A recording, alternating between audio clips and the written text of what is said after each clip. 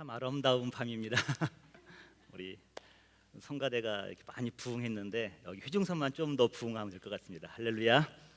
곧 하나님께서 꽉 채워줄 줄 믿습니다. 창세기 28장에 보니까 야곱이 어떤 마음인지 모르겠지만 이제 꿈을 향해서 나갑니다. 그래서 여기 창세기 28장 10절 이후로 보면은 야곱이 베델에서 방황하는 베델에서 하룻밤을 유숙하는데 저도 연구해보고 오늘 주석을 보니까 이때 야곱의 나이가 몇 살 같아요, 여러분? 이때 약 71세라고 합니다. 성경을 다 이렇게 저도 여러 번 보니까 71세가 맞는 것 같아요. 그런데 이때 어떤 비전을 향해서 나갑니다. 그래서 어떤 우리가 결과를 얻을 수 있냐면 비전 더하기 광야는 하나님을 만난다는 겁니다.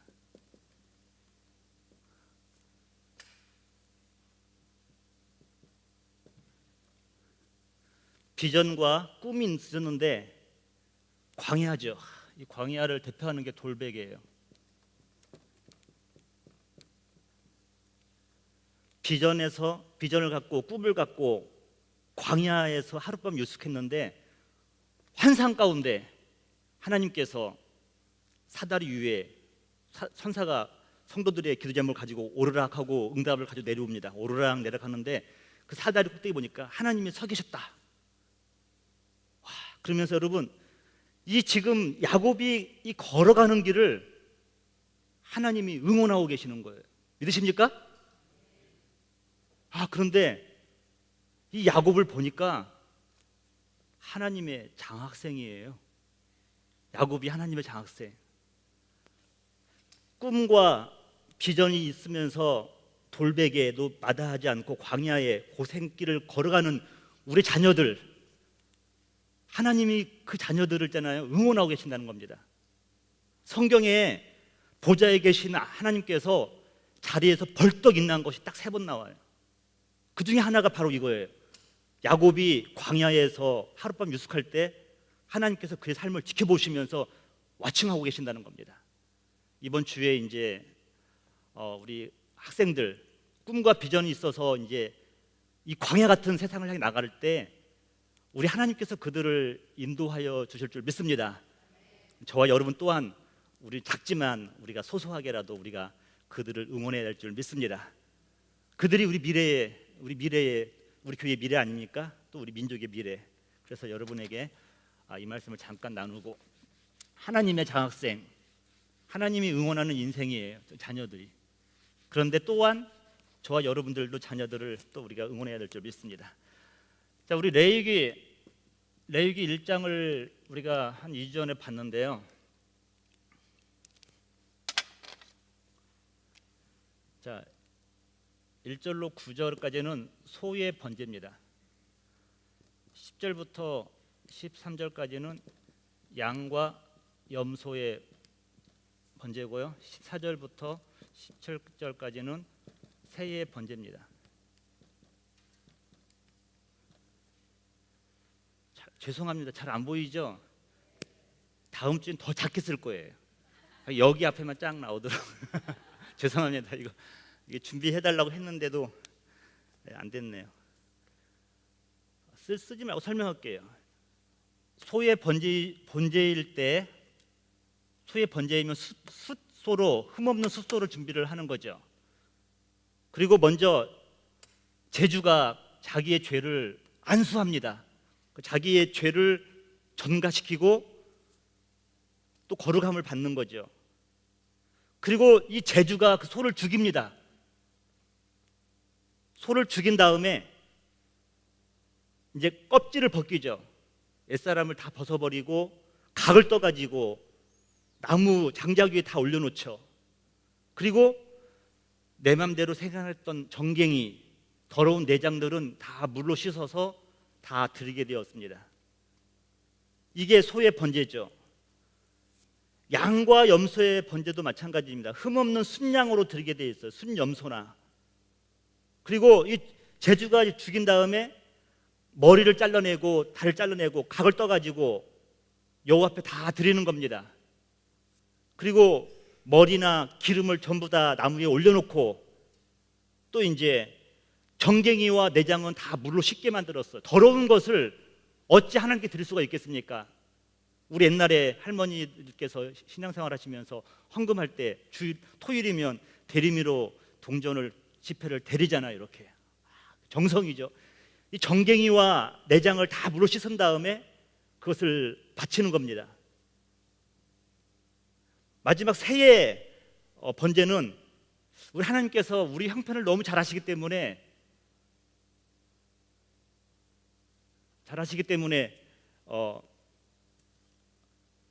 새해 산 비둘기나 집 비둘기에 새끼를 바치도록 했어요. 제사장이 이 두 가지는 제사를 드리는 제주가 죽였는데 이 새해 번제는 제사장이 새의 목을 번제단 위에서 비틀어 버립니다. 얼마나 잔인해요. 근데 그러면서 머리를 뽑아내고 내장을 떨어내고 더러운 부분들은 재버리는 곳에 버린 다음에 그 피를 떨어뜨리고 거기서 이제 제사가 완성되는 거죠. 근데 이 1장에서 볼 때 소의 번제의 끝부분은 뭐냐면 여호와께 향기로운 제사니라, 양과 염소의 마지막도 여호와께 향기로운 제사니라, 새의 번제도 하나님께서 여호와께 향기로운 제사다라고 번제라고 말씀을 하고 있습니다. 하나님은 제물과 상관없이 소와 양과 염소, 새의 번제 소가에서 이 죄인의 제사를 받아줌으로써 거룩함에 이르는 길을 예비해 두신 겁니다. 자, 오늘은 이어서 레위기 2장입니다. 이제 소제를 드리는데 곡식으로 드리는 제사입니다. 레위기 2장입니다. 1절로 잘 안 나오니까 제가 요리하지 않은 곡식을 드리고요. 4절부터 10절은 이제 요리한 곡식을 드리는 겁니다. 그리고 11절부터 13절은 솔트, 소금의 오퍼링을 드리고요. 14절부터 17절까지 16절인가요? 17절인가요? 이때는 이제 첫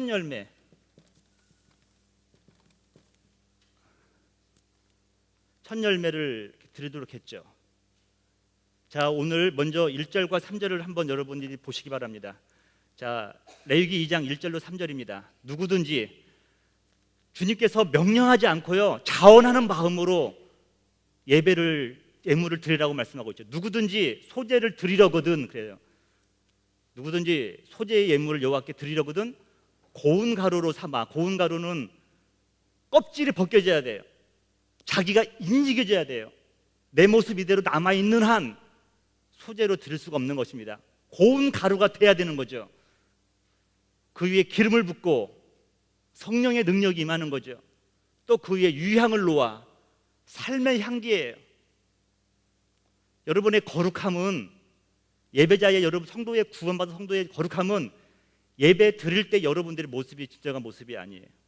세상에 나가서 여러분들의 부하 직원 앞에서, 자녀들 앞에서 여러분들의 그 모습이 진정한 삶의 향기죠. 그걸 얹으라는 겁니다. 예배 시간에 너무도 경건하지만 밖에 나가면 저 사람이 예수 믿어서 깜짝 놀라는 경우가 있잖아요.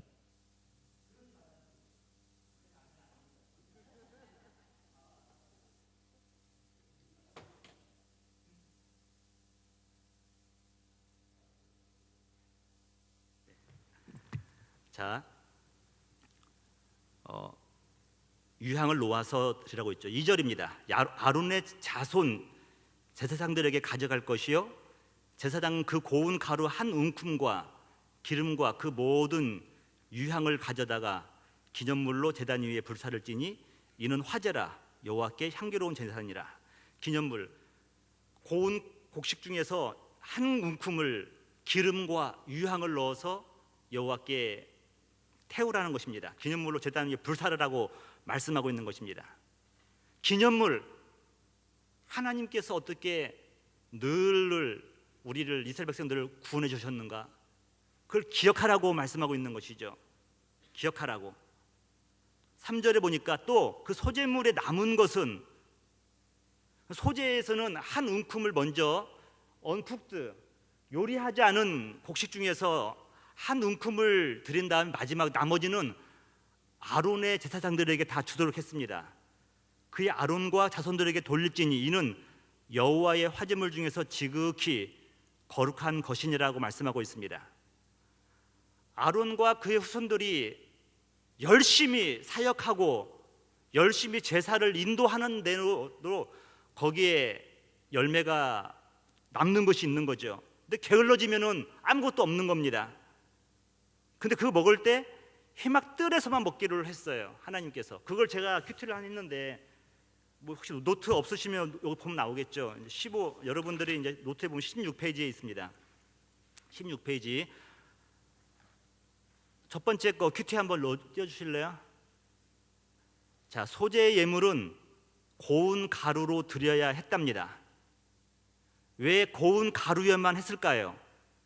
여러 가지 해석이 가능하겠지만, 곡식이 고운 가루가 된다는 것은 외부의 힘에 의해서 자신의 원래 모습이 사라질 때 가능하답니다.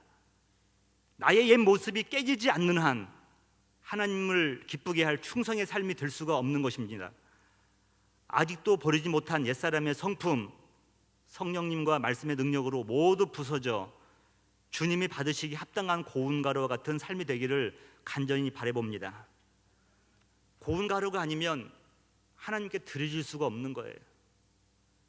찬송가 중에 있잖아요. 세상과 나는 간대없고 오직 구속한 주만 보이도다. 이런 단계가 바로 소재에서 깨달을 수가 있는 것입니다. 또 4절로 10절을 보면은 구운 이제 재물이 나오는데 세 가지입니다. 자, 여러분 4절에 보시면 화덕에 구운 거, 여러분 일단 화덕 동그랗게 1번 쓰세요. 화덕.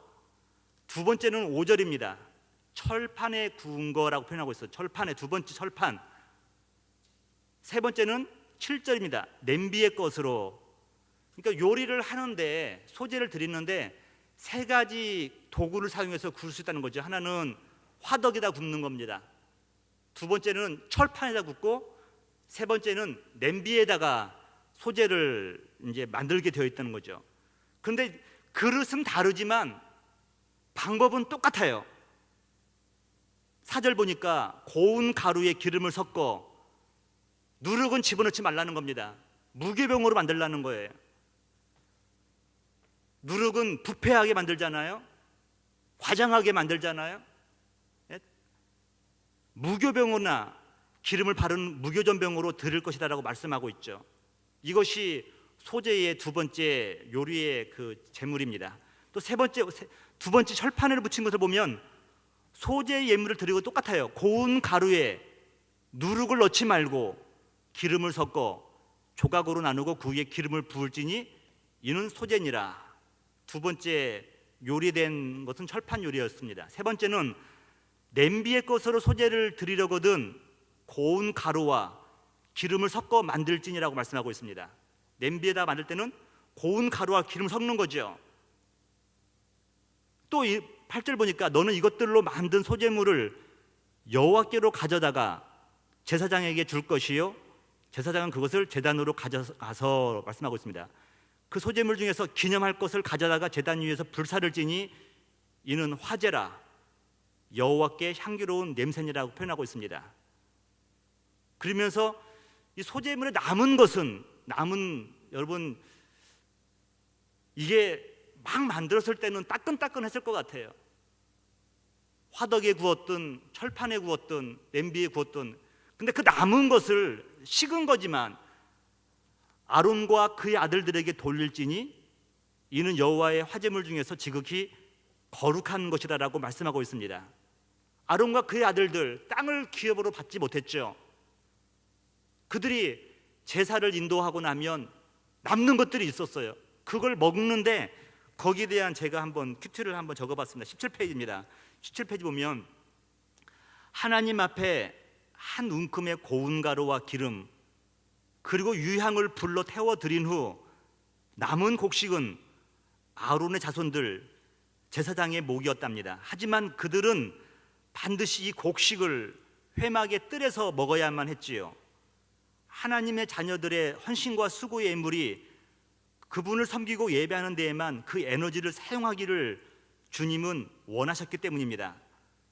아론의 자손들 제사장들이 먹을 수 있는 음식은 여호와의 예물 중에 최고로 거룩한, 이게 큐티 안 띄웠나요?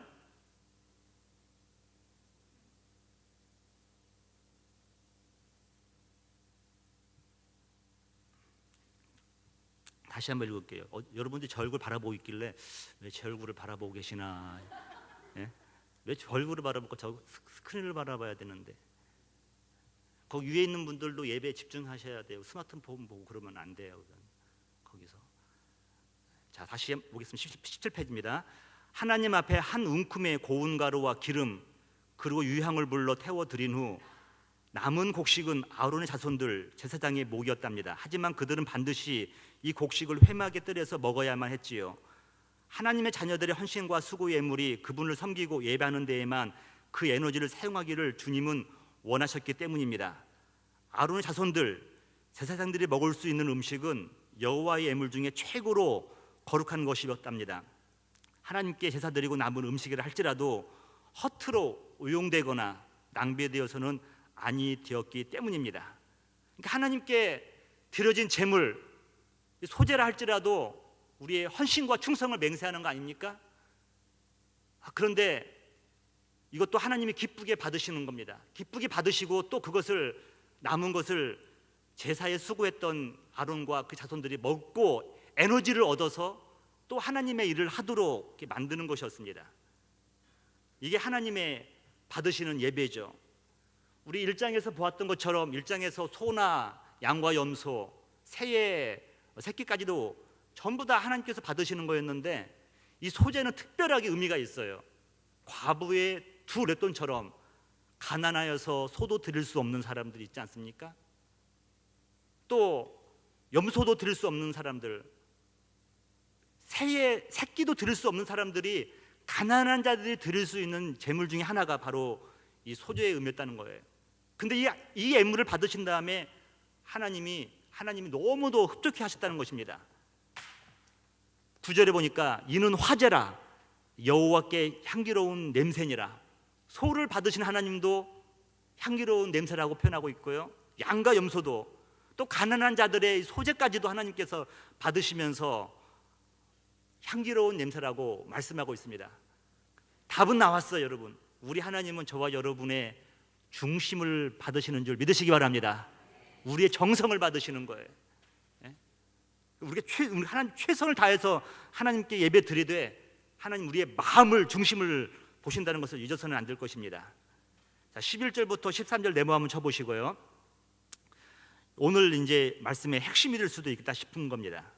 너희가 여호와께 드리는 모든 소재물에는 누룩을 넣지 마다.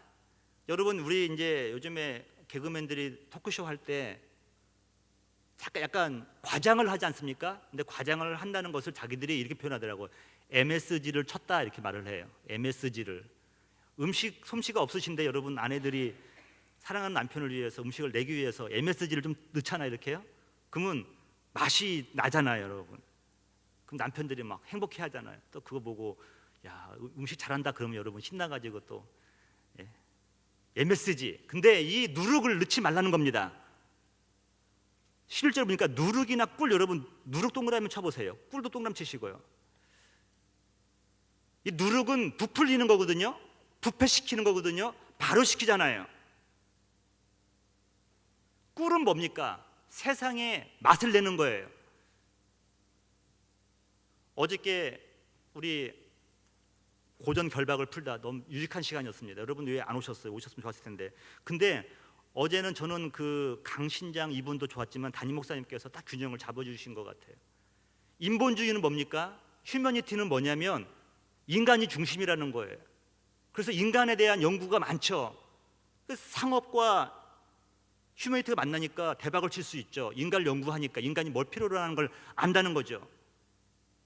이건 세상의 경영이에요. 그런데 만약에 누룩이라든가 여기 주님이 몸된 교회잖아요. 만약에 여러분 신앙생활에 있어서는 인본주의가 있어서는 안 되죠. 뭔가를 과장하고 세상에 맛을 내는 것을 하나님이 원치 않으셔요. 우리 인간적으로 볼 때 무교병은 딱딱해서 못 먹습니다. 여러분 옛날에 어머니께서 시루떡을 했는데 김 새어나 가지 말라고 시루와 그 가마솥 그 틈에다가 밀가루를 반죽해서 이렇게 뭐 동그랗게 막어요. 그러면 이게 떡이 있을 때는 별로 관심이 없는데 다 떨어지고 나면 궁금하면 그것도 손이 가요. 여러분 잘 모르나 봐요? 알죠? 예. 근데 그게 맛이 있어요, 없어요? 맛있어요? 예. 맛이 있는 걸로 배고픈 분들에게. 근데 딱딱하고 맛이 없어요. 근데 그걸로 굳이 드리라는 겁니다. 세상에 맛을 내지 말고. 그걸 깨닫는 게 뭐냐면 하나님이 받으시는 방법으로 하라는 거예요.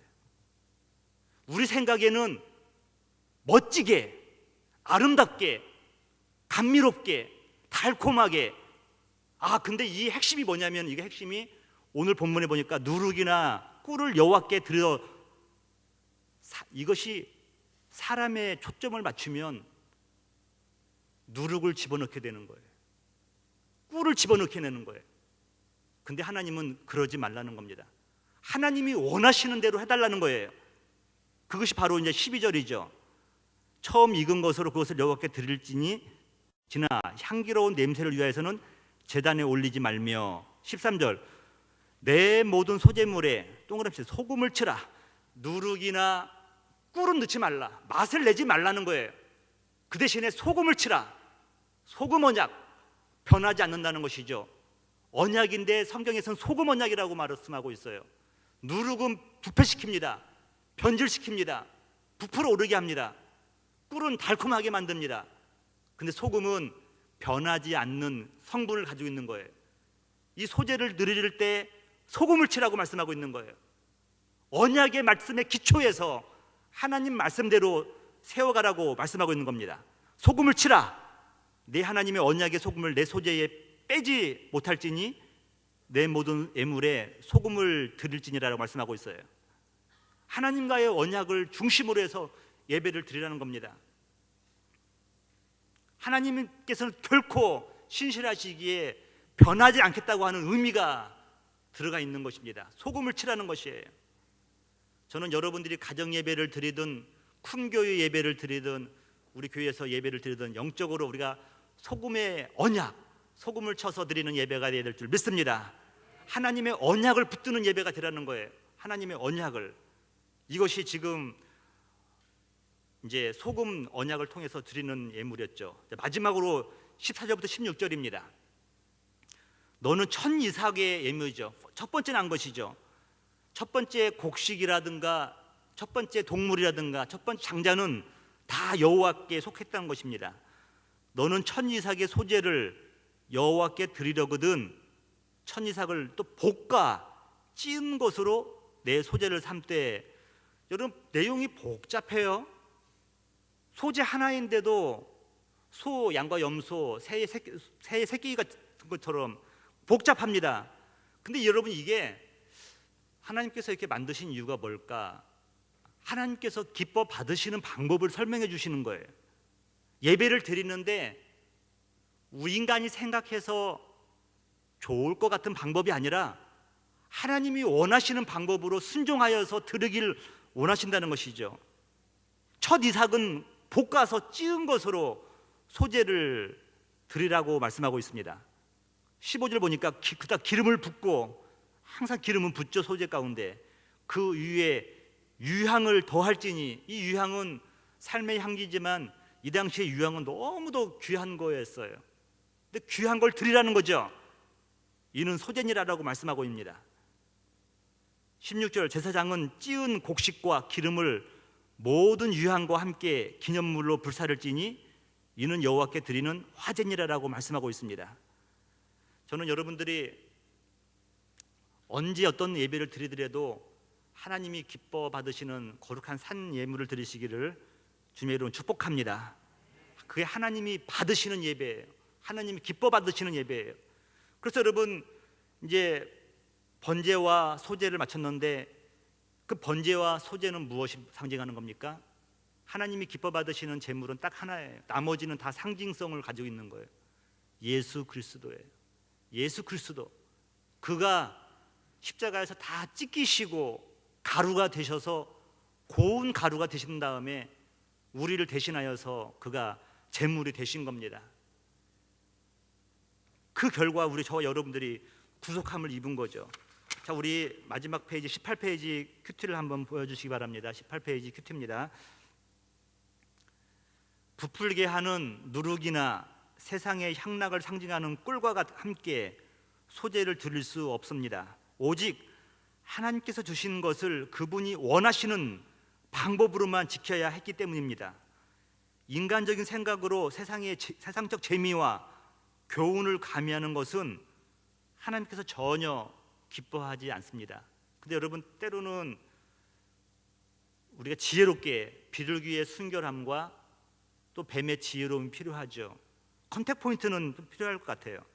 또한 모든 곡식으로 드리는 소제는 소금을 뿌림으로 하나님과의 변하지 않는 언약을 기억하게 하셨답니다. 이 의미는 하나님께서 절대로 나를 버리지도 떠나지도 않겠다고 하는 신실한 약속의 말씀입니다.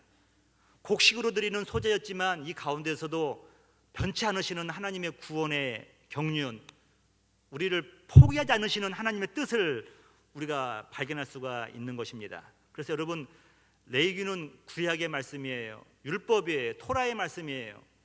이 말씀은 우리에게 생명력을 줄 수는 없지만 이 말씀을 통해서 우리는 예수 그리스도를 발견해야 될 줄 믿습니다.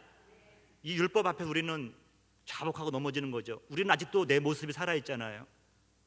고운 가루가 되지 않았잖아요. 왜 배우자들 앞에서 우리가 살아있습니까? 아직 내가 고운 가루가 되지 않은 거예요. 고운 가루가 되면요, 상대방이 나를 주무르기가 쉽잖아요, 여러분. 근데 우리는 아직도 고운 가루가 되지 못한 거예요. 어쨌든 여러분들이 오늘 이 말씀 보면서 예수님이 고운 가루가 되셨던 것처럼 예수님을 닮아가는 저와 여러분들이 고운 가루가 될 줄 믿습니다.